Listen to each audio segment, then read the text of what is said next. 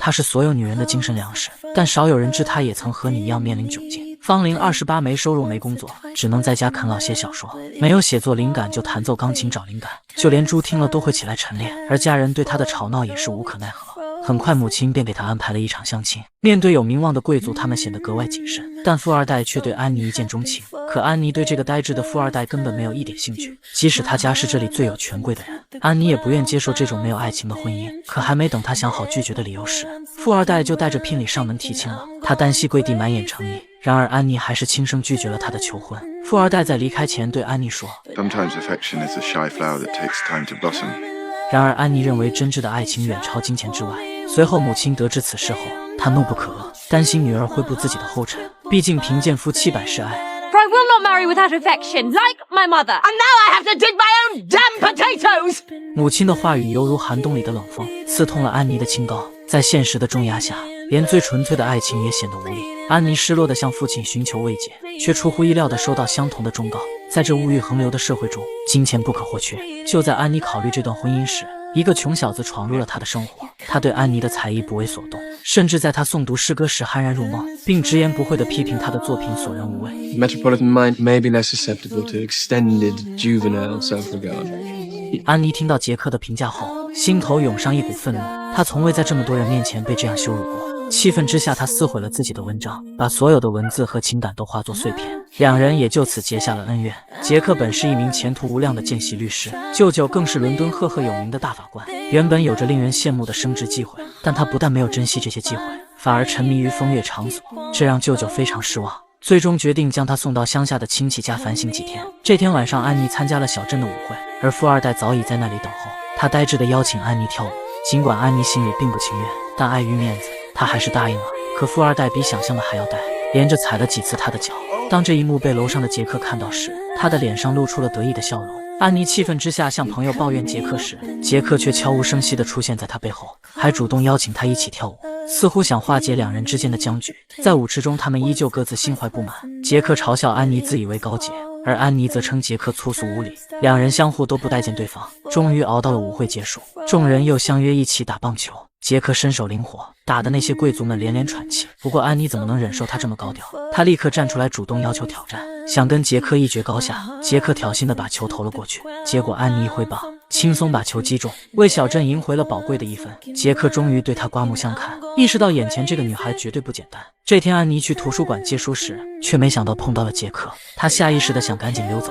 杰克看到后立刻叫住了她，他轻蔑地说道：艺术来源于生活，只有经历过爱情洗礼的作家才能创作出震撼心灵的作品。杰克看到安妮若有所思，便给她推荐了一本书。这本书内容大胆，完全超出了安妮的理解，那些禁忌的词汇深深冲击了她的心灵。第二天，两人在树林里讨论书中的内容。渐渐的，安妮被杰克独特的观点吸引，而杰克也对她产生了兴趣。两人的关系日益加深。杰克趁机带安妮去看拳赛，看到职业选手在欺负新人，此时的新人已经站不起身。杰克愤怒地站出来替新人出头，然而不幸的是，没帅过3秒便被打倒在地。这也是安妮首次认识到杰克的本质，那种看似桀骜不驯的外表下，实则藏着一颗勇敢且正直的心。 Forgive me if I suspect in your sense of justice.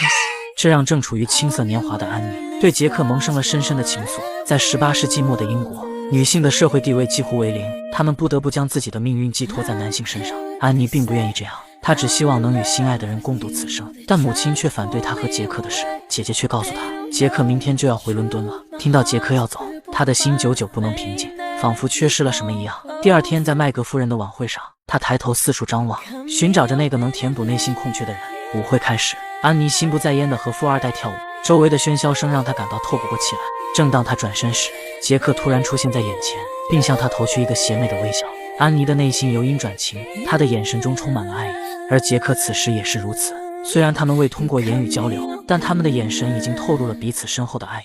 这一幕完全落入了麦克夫人的视线。作为一个有钱人的姑姑，她对安妮拒绝富二代的求婚持有怨言，表面上是找安妮谈心，其实是借机对安妮进行冷嘲热讽。When a young woman such as yourself receives the addresses from a gentleman such as my nephew, it is her duty to accept at once. But what do we find? 安妮对富人的指责感到愤慨，但这些话语确实触及了穷人的软肋。在朦胧的夜色中，杰克劝说安妮要遵从本心，不要嫁给一个她不爱的人。安妮禁不住内心的冲动，于是向杰克表露了自己的爱意。两人在寒风中紧密相拥，彼此的热吻封定了他们的未来。爱情赋予了他们一切的力量。杰克充满期望地带着安妮来到伦敦，盼望得到舅舅的同意让他们结婚。但一封匿名信却破坏了一切。信中透露了安妮的农村背景，这件事让舅舅大发雷霆。他坚决反对杰克娶一个来自乡下的女孩，认为这将污染他们贵族的血统。他警告杰克，如果执迷不悟，将失去继承家产的权利。尽管安妮对爱情有着坚定的信念，但在这一生死抉择面前，杰克选择了退步。I depend entirely upon I depend on you. what I must. I have a duty to my family, Jane. I must think of them as well as... 这一切美好在一瞬间支离破碎。他没想到自己的爱情如此脆弱，最终留下的只有心灰意冷。杰克则在分手后沉沦，用酒精来逃避自己的软弱。理智与情感的斗争始终伴随着他。当安妮得知杰克即将订婚，她将所有的痛苦化为文字，创作出了那部经典之作《傲慢与偏见》。而他的现实却与书中的美满结局大相径庭。回到家乡后，查理不断地追求他，这一次他没有抗拒。然而就在他准备重新开始时，杰克再次出现，打乱了他的平静生活。这次或许他已经认识到了爱情的重要性。从安妮的眼神中，他看到了自己想要的答案。 What value will there be in life if we are not together? Run away with me. Elopement? That is exactly what I propose.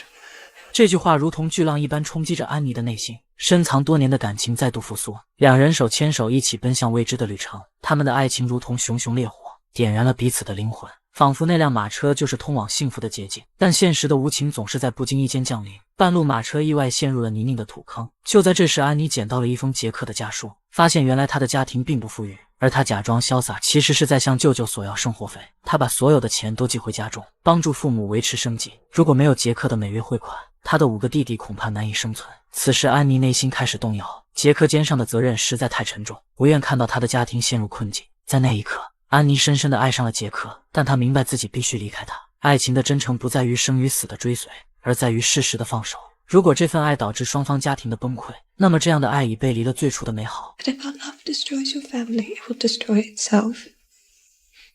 Yes, must come with a smile. Or else I should get to divorce and we You had no love at all. 说完，安妮转身离开，杰克却站在原地，久久无法言语。他们的爱情如同一场童话，却不得不在现实面前画上句点。回到家后，安妮拒绝了所有追求者的求婚，并与富二代达成了和解。她明白富二代是理想的结婚伴侣，但在真爱面前，她不愿将就。不合适的婚姻对双方来说无异于一个牢笼。安妮绝不向任何困境屈服，包括贫穷、孤独或时间的考验。才华横溢的女子往往藏身于历史的长河中，在那个女性地位低下的年代，她用笔尖将自己变得更加富有，始终坚定地追求自己的理想。岁月如风，逐渐将她的青丝染上了霜华，但这些年轮使她愈发显得细腻与高贵。如今她已成为伦敦知名的作家，吸引了来自四面八方的读者。在熙熙攘攘的人群中，她突然看到了难以忘怀的身影。再次重逢时，杰克已是伦敦的大法官，看似达到了职业的巅峰，但似乎心中留有一丝空虚，就如同他们第一次见面一样。安妮在他面前朗读着自己的文章，文字中映射出他们曾共同经历的岁月。安妮用一种极为细腻的方式，用文字向杰克表达那段共度的时光，让他们的爱情在他的笔下焕发新的生机。此时杰克不再昏昏欲睡，而是以铿锵有力的掌声回应。看着杰克无名指上的婚戒，安妮捂住了自己那洁白的手。这就是英国的女文豪简·奥斯汀。曾经的贫穷拉开了两人的距离，但没有毁灭真正的爱情。她的一生如烟火般绚烂天际，短暂而美好，只为奉献出自己的全部光芒。每个女孩子都会幻想爱情的样子，愿所有的等待不会被辜负。